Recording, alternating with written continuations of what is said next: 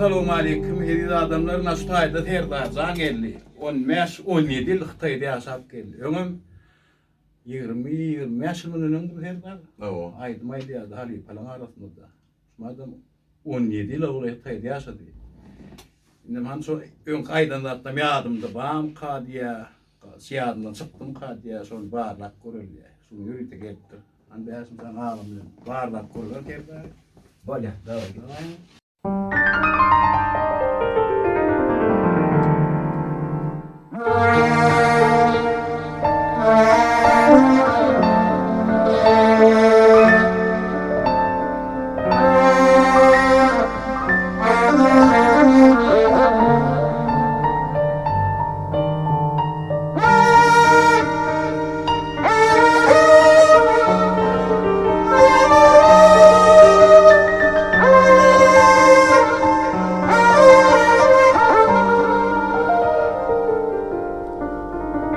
Dağılın sevgi elimden gelir, dağlardan bilindirir, egin çöldürür.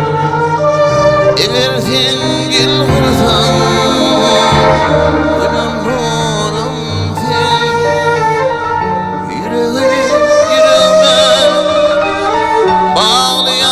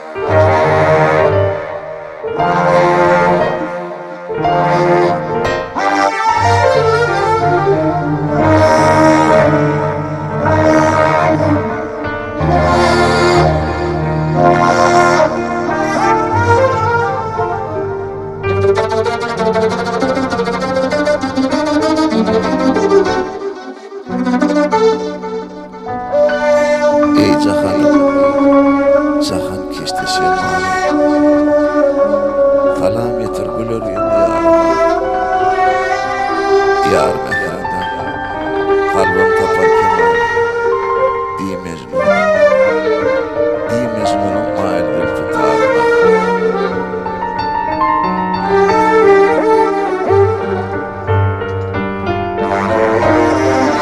Otiyarım yüreğim seninle, ummanın halmin, yüreğim seninle.